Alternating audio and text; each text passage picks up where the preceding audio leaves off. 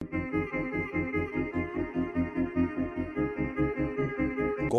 mais.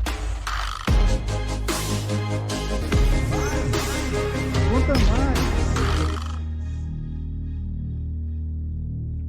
Profissionais da contabilidade, boa tarde. Sejam todos bem-vindos ao Conta Mais, o podcast do Conselho Federal de Contabilidade.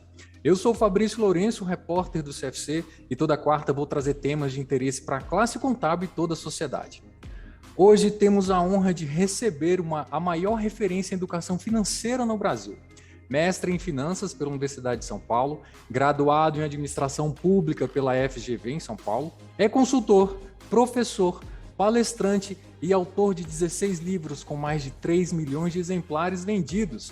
Entre eles, o best-seller Casais Inteligentes Enriquecem Juntos, que deu origem aos filmes da franquia Até que a Sorte Nos Separe, a primeira trilogia da história do cinema brasileiro, e foi eleito pela revista Época um dos 100 brasileiros mais influentes. Seja muito bem-vindo, Gustavo Cerbasi.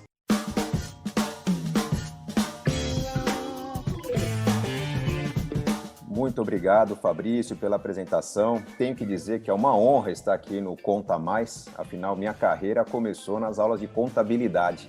Então, me sinto aqui no meu habitat para poder bater um papo com vocês. Obrigado pelo convite. Nós que agradecemos, Gustavo. E a nossa outra convidada é a diretora do Conselho Federal de Contabilidade há 12 anos, formada em Ciências Econômicas e em Ciências Contábeis, atua em Master Coach Integral Sistêmica e mentor em Finanças Pessoais. É autora do livro Transforme Sua Vida Financeira. Seja muito bem-vinda, Elis Stevânia.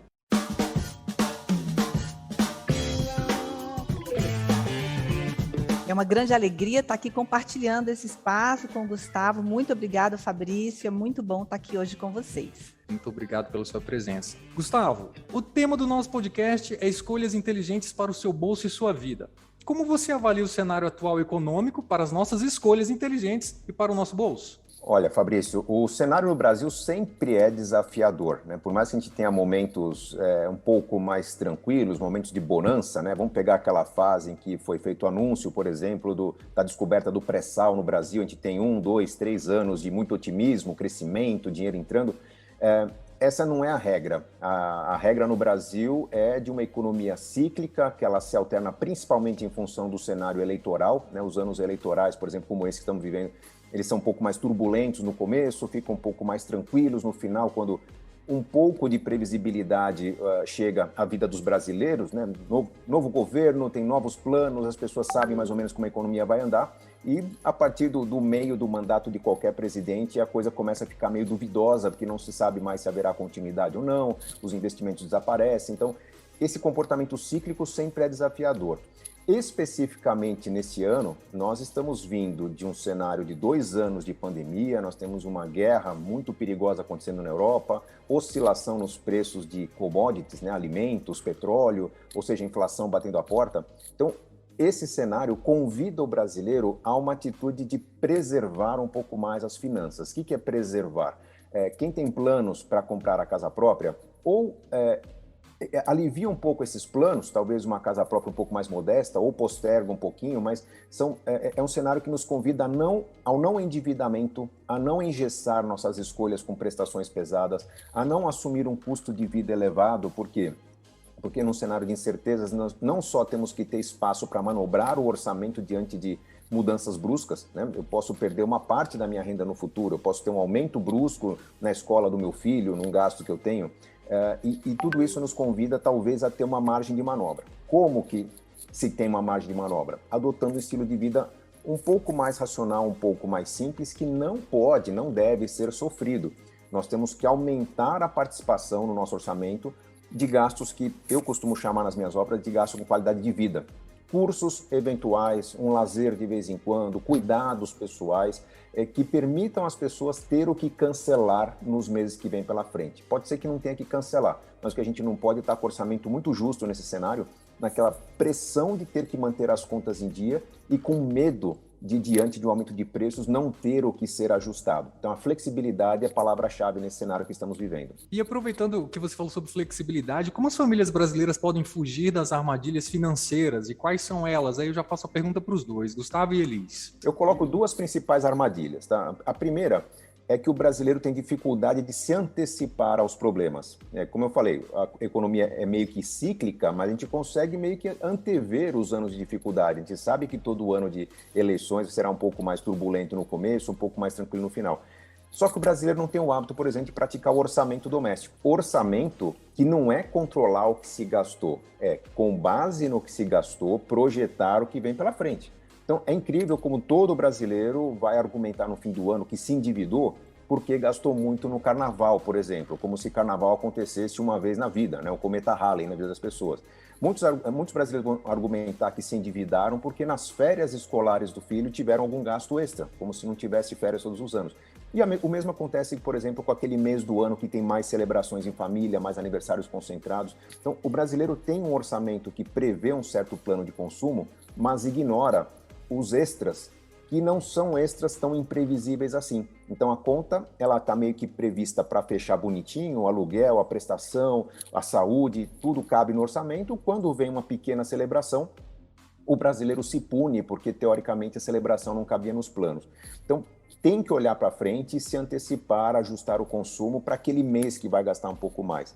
E temos que ter também uma predisposição a buscar um conhecimento contínuo, porque uma economia em transformação como a brasileira tem sempre muita novidade. São investimentos novos, são formas novas de se endividar, são muitas armadilhas que chegam por e-mail, por WhatsApp, e as pessoas acabam caindo com muita frequência, às vezes em golpes, às vezes não são golpes, mas são más escolhas que poderiam ser evitadas se a pessoa se informasse. Recomendação básica: está negociando algo novo, nunca comprou um consórcio, nunca fez um financiamento, nunca fez um investimento em algo que você nunca ouviu falar, abre o YouTube e pesquisa sobre aquele tema. Ah, mas tem muito charlatão que fala sobre diversos temas. Então, confia em alguém, confia no Gustavo Cerbasi e ponha lá: eu quero aprender sobre criptoativos /Cerbasi. Você vai ver um especialista falando sobre o tema, porque tem muita gente responsável falando sobre diversos temas para orientar as pessoas. Então, se antecipar e se informar são dois caminhos importantes para evitar grandes armadilhas no Brasil. Elistevânia. Eu entendo que essas soluções imediatistas a gente precisa de ter muita cautela, muito cuidado, manter a serenidade. Precisamos de ter criatividade para baixar o nosso padrão de vida trazendo para a nossa família com criatividade, proporcionar lazeres que a gente possa ter com pouco dinheiro, com pouco recurso, trazer alegria para a nossa família, ter todo um cuidado aí para que essas reformas que a gente vai trazer para o dia a dia da nossa casa, com pouco dinheiro, com pouco recurso, a gente pode trazer movimentos diferentes para o nosso orçamento familiar. E isso, a gente precisa de conhecimento, de estudo, de se debruçar e buscar novos conhecimentos, né? Com estudos e sempre buscando especialistas que possam nos conduzir para caminhos com recursos confiáveis. Eu entendo que é um ano extremamente complicado. A gente tem aí o ciclo de alta da Selic, que está trazendo realmente uma pressão inflacionária muito grande esse ano. Concordo que esses impactos da guerra vão trazer um aumento muito forte, tanto das commodities, dos próprios combustíveis, né, Cerbasi? A inflação vai apertar muito, já está chegando aí com a expectativa de próxima dos 11%, então isso é assustador aqui para o Brasil. A incerteza eleitoral também vai pressionar essa inflação, e isso tudo vai apertar demais a condição das famílias brasileiras, que já estão numa condição de endividamento altíssimo. E isso tudo traz consequências para o orçamento familiar do brasileiro, consequências que são devastadoras, né? Porque chega-se a níveis de endividamento que muitas vezes são irreversíveis, né? E as pessoas terminam levando as suas famílias a um nível de endividamento que muitas vezes levam à falência de empresas e de famílias de forma realmente assustadora. Elis, o Conselho Federal tem um programa de voluntariado da classe contábil, e por meio desse programa os contadores voluntários ajudam famílias a organizar as contas. Temos aqui no Conselho Federal de Contabilidade mais de 6 mil profissionais da contabilidade que apoiam as famílias com essa questão de orçamento familiar.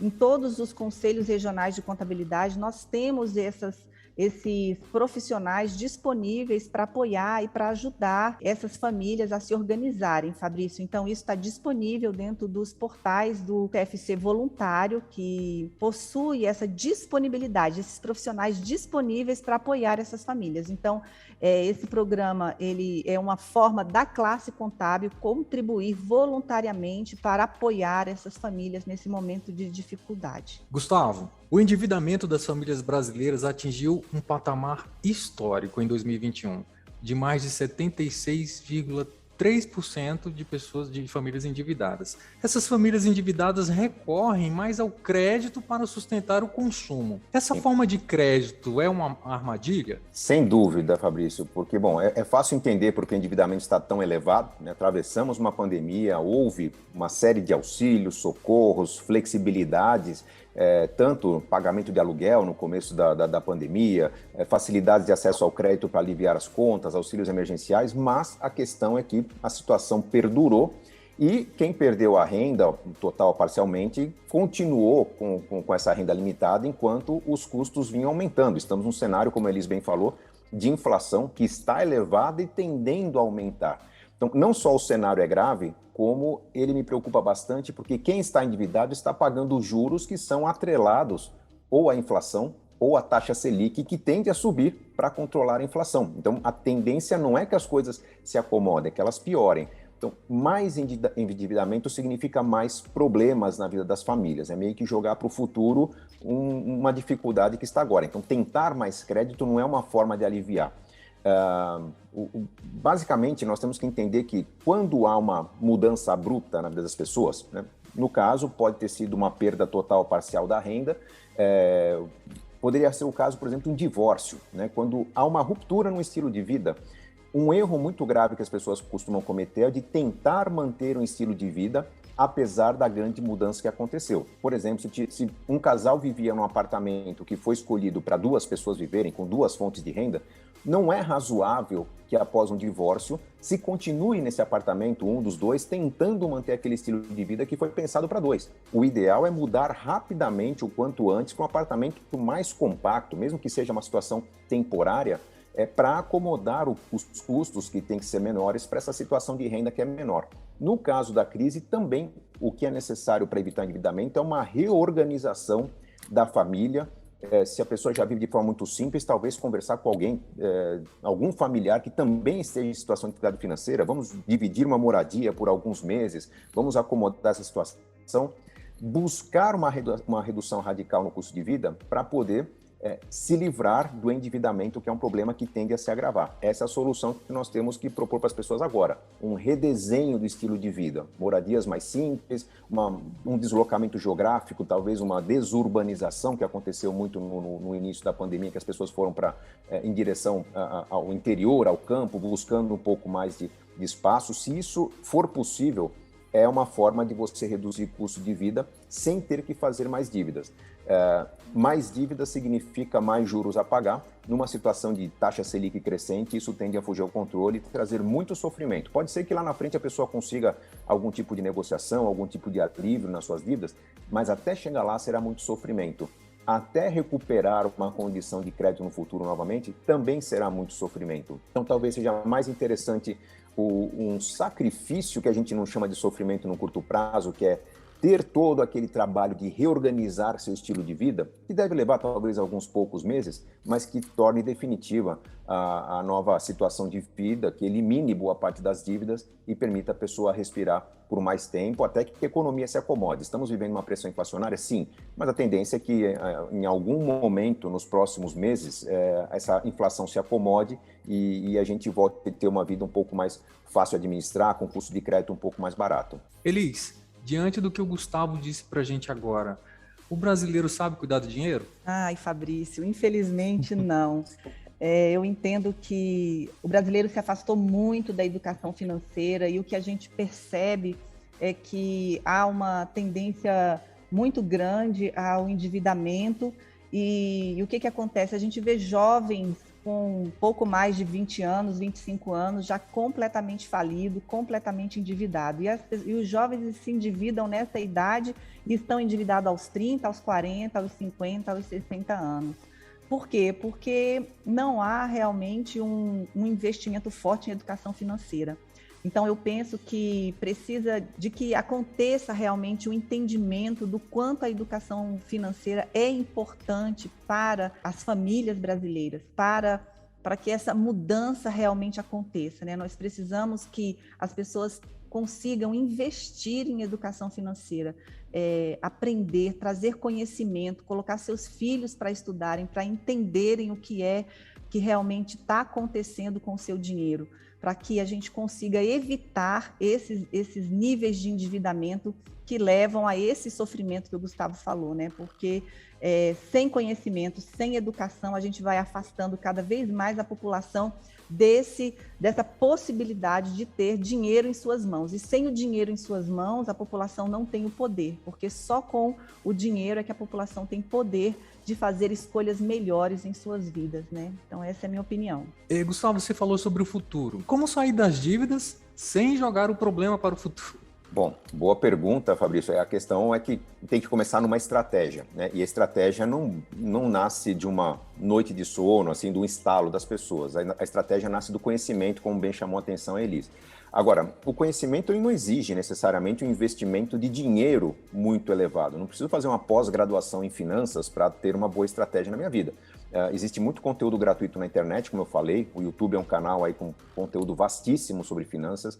Muitas pessoas, muitos empreendedores, profissionais liberais têm contato com o seu próprio contador e banalizam, subestimam a capacidade desse profissional de dar uma orientação, buscam aquele serviço básico, né, o mínimo necessário para poder cumprir suas obrigações fiscais, quando poderia, por exemplo, às vezes, contratar uma hora consultiva. Olha, eu estou querendo montar um projeto, buscar uma dívida para financiar algo, para expandir minha atividade. Esse profissional tem uma visão quantitativa sem igual. E não importa a formação que ele tem, a formação básica do contador já é suficiente para poder comparar se um empréstimo é melhor que um financiamento, se a estratégia funciona ou não funciona. Enfim, uma orientação consultiva que vai custar muito menos do que um curso mais aprofundado.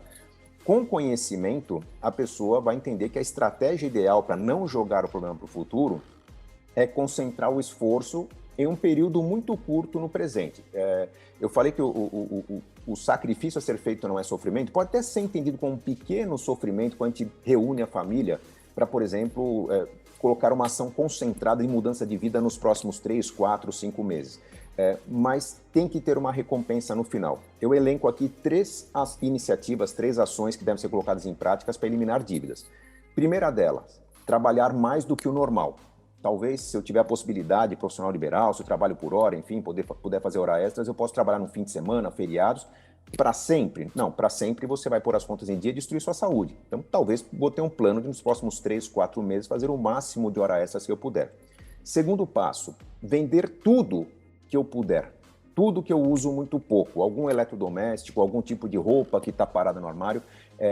Fazer caixa, mesmo que eu tenha necessidade disso que eu estou vendendo para daqui a alguns meses, eu possa comprar talvez parcelado, mas já sem dívida, já não pagando juros, mas me desfazer de tudo que eu não uso, ou até alugar aquilo que eu uso pouco, sublocar, né, arrendar. Eu posso estar com um carro pouco usado na garagem, um fogão pouco usado na cozinha e posso ter um vizinho querendo expandir um negócio de marmitas, comidinhas prontas. Então, eu vou tentar fazer o máximo de caixa possível. E vou também, terceira ação que eu proponho, radicalizar as economias. Reunir a família, discutir que nós temos um plano de em poucos meses pagar nossas dívidas e fazer o máximo de economia possível em energia, em telefone, em qualquer tipo de gasto que eu possa economizar. Combinando todas essas iniciativas de fazer caixa com uma estratégia de negociação com meus credores, olha, vou propor aos meus credores um plano dizendo que eu fiz tudo o que eu podia para eliminar minhas dívidas. Provavelmente eu vou encontrar nos bancos financeiros uma negociação que não é tão fácil de encontrar normalmente, porque as pessoas assumem dívidas e depois vão pedir desconto. O banco não tem obrigação nenhuma de dar desconto se a pessoa está demonstrando um certo corpo mole ali, né, uma certa má vontade. Agora, quando ela demonstra que está fazendo tudo possível para resolver o problema, provavelmente encontrará um gerente, um assessor disposto a uma negociação. Então, a ideia é um grande sacrifício no menor prazo possível para eliminar a maior parcela possível de dívidas de forma negociada num tempo muito curto. Se esse prazo for estimado em 3, 4 meses, eu faria por um mês a mais para, além de pagar as dívidas, juntar um pequeno dinheiro para uma celebração. Um jantar em família, uma pequena viagem, algo que marque o fim desse processo de sofrimento, para que a família não se habitue ao sofrimento. Depois desses meses, tendo quitado total ou parcialmente as dívidas, o alívio será tão grande que eu acredito que já se tornará um hábito na família dar mais atenção ao equilíbrio, às negociações, às decisões mais controladas, para poder ter mais celebrações, ou celebrações com mais frequência, porque esse elemento do prêmio no final é muito importante para ter a família unida e conseguir conduzir um processo de sacrifício por alguns meses. Elis, vamos falar um pouquinho sobre a famosa bola de neve, né? As pessoas contraem dívidas, mais dívidas, e quando percebe, o cartão já estourou, está no cheque especial. Você pode dar algumas dicas, se o Gustavo também quiser falar, para que as pessoas não entrem nessa bola de neve? Fabrício, eu acho que o principal aqui é ter coragem para não deixar de olhar de frente para as suas dívidas, porque a bola de neve ela só acontece quando a pessoa realmente deixa de olhar para as suas dívidas, né? Ela começa a não colocar no papel, a deixar que as dívidas se acumulem, né? Acreditando que no final do mês algo mágico vai acontecer, que aquelas contas vão ser pagas magicamente. Então, na verdade, é ter coragem de olhar para as suas dívidas, colocar no papel, sentar, conversar. E eu gosto muito de ouvir o Gustavo, porque toda hora você vê que ele fala em família, em família, em família. E é sentar e realmente reunir a sua família e mostrar, olha, nós temos isso de recurso e nós temos essas contas para pagar. E a bola de neve, ela só vai parar de acontecer quando você realmente tiver coragem de olhar de frente para o que está, para a realidade das contas dessa família, né? Então, isso é o que vai realmente destruir essa bola de neve, é colocar tudo no papel. Somando, colocando ali da maior para menor e tentar pagar da menor para maior. Essa é a forma como eu costumo indicar aqui para os meus mentorandos, né? Gustavo, eu acho que assim a gente consegue planejar um futuro melhor para essas famílias brasileiras. Eu acrescentaria, Elis, que eu menciono sempre família por uma razão muito simples. Esse efeito bola de neve acontece porque as pessoas às vezes não querem multiplicar o sofrimento de uma má escolha para os membros da família. Aparentemente não é justo eu ter feito um financiamento errado, ter feito uma escolha errada de consumo e toda a família pagar o preço de um erro meu. Então as pessoas tendem a guardar para si essa má escolha, desperdiçando, subestimando a capacidade que a família tem de pensar junto e encontrar soluções. Se alguém aqui, algum dia, propôs a algum filho uma economia para resultar numa viagem, resultar no passeio para um parque daqui a alguns meses, talvez já descobriu a capacidade de uma criança de fazer sacrifícios enormes e policiar os adultos, porque ele tem algo muito importante sendo construído. Temos ainda como vantagem o fato de que educação financeira não existia nas escolas para nós adultos, mas já é obrigatória hoje para as crianças, faz parte da Base Nacional Comum Curricular desde o começo de 2020. Então, buscar ideias é algo que vai trazer, por exemplo, uma discussão entre jovens, crianças, uma série de soluções que talvez surpreendam os pais. Então, conversar em família é fundamental para evitar esse processo bola de neve. Em família, estou falando daquele núcleo, pais e filhos, e talvez família, irmãos, pessoas que se amam, que sempre vão ter alguma ideia que no começo pode parecer um sermão, né? Você não devia ter feito isso, mas sempre virá alguma solução que talvez eu não tenha percebido, talvez eu não tenha pesquisado. Isso ajuda muito. E Gustavo, e aproveitando, como planejar esse futuro sem abrir mão do presente? Não abrir mão do presente é fundamental para o futuro funcionar. Até porque, por mais que a gente seja racional e faça contas, racionalmente nós estamos fazendo algum sacrifício para o futuro, mas emocionalmente o nosso cérebro está nos dizendo que a gente não pode ignorar o presente. Muitas pessoas se desequilibram porque estão forçando a barra para ter um futuro mais econômico, um futuro de mais poupança, só que estão sofrendo, e aí começa a acontecer processos de ansiedade, uma série de sentimentos que a pessoa perde o sono, se torna menos produtiva, porque o corpo está reagindo à falta de qualidade de vida.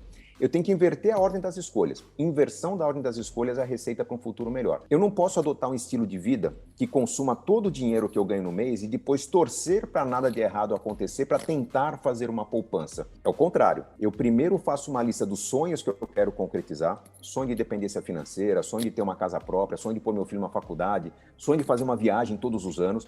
Eu vejo o esforço, eu faço contas, uso simuladores que eu encontro na internet sobre o esforço que eu tenho que fazer para alcançar esses sonhos.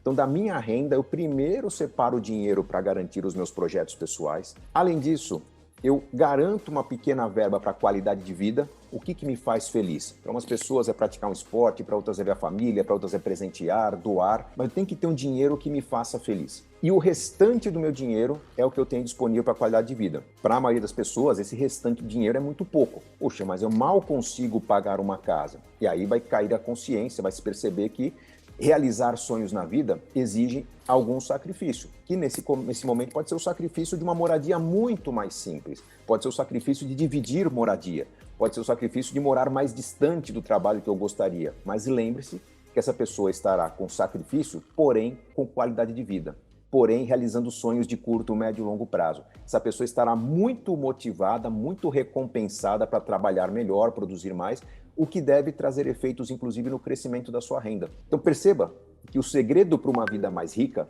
é ter uma vida mais simples. Quanto mais simples? Bom, eu primeiro garanto o que é uma vida rica para mim, e aí eu vou modelar minha moradia, modelar meu custo de vida, a simplicidade do meu custo de vida, de maneira a ter essa riqueza. Então, poderia talvez ter um carro na garagem? Não, mas eu decidi andar de bicicleta porque todos os anos eu vou fazer uma viagem com a minha família. Eu poderia ter uma casa um pouco maior, receber os amigos? Não, mas eu tenho uma casa muito compacta que não é confortável de estar nela no fim de semana, porque todo fim de semana eu saio para visitar familiares, eu saio para um circuito cultural. Então, percebam que o estilo de vida simples é consequência de boas escolhas. Eu preciso inverter a ordem das escolhas e não ocupar meu orçamento com a melhor casa que eu posso ter, com o maior conforto que eu posso dar para minha família, porque isso pode ser muito bom no curto prazo, mas destrói o meu futuro. Quando eu percebo que o futuro, cheio de recompensas, exige um presente mais simples, eu vou ter uma vida muito mais rica, sem dúvida alguma. É isso, ó. Infelizmente, o nosso tempo está acabando. Eu poderia conversar com vocês o dia todo sobre esse tema que é tão importante para a sociedade. Muita gente poderia saber o quão importante é ter um orçamento familiar em casa. De antemão, eu quero agradecer o Gustavo e a Elis por essa aula de educação financeira. Gustavo, mais uma vez, muito obrigado pela sua presença aqui no Conta Mais. Eu queria que você deixasse as suas redes sociais, que certamente muita gente vai querer tirar dúvidas. Olha, eu agradeço. Como eu falei, a rede social onde eu coloco mais conteúdo é o YouTube. Então, se procurar lá, fizer uma pesquisa por Gustavo Cerbasi, vai ter mais de 400 vídeos. Pesquise por tema, use a lupa lá para encontrar o assunto da sua preferência. Vai ter muita orientação sobre essa questão de planejamento do futuro, quitação de dívidas, como montar um negócio, enfim. Agora, quer ter um contato um pouco mais próximo de mim? A rede que eu recomendo é o Instagram, no @GustavoCerbasi. Diariamente eu estou postando conteúdo e uma boa dica que eu deixo aqui para ter a sua pergunta respondida, posta um comentário no meu post do dia. Ali eu estou sempre vendo os posts e respondendo aqueles que fazem perguntas que podem ser lidas pelos outros. Eu não olho mensagens diretas, mas ali é um canal para compartilhar conhecimento. Elis, quero também agradecer a sua participação aqui no Conta Mais. Muito obrigado pela sua presença. Muito bom estar aqui com vocês, compartilhar esse espaço. Gustavo, uma grande alegria estar aqui com você. Muito obrigada. E para você que está nos ouvindo, o Conta Mais vai ao ar todas as quartas, meio-dia. E eu estou aqui, esperando você. Até semana que vem. Tchau. Conta Mais. Conta Mais.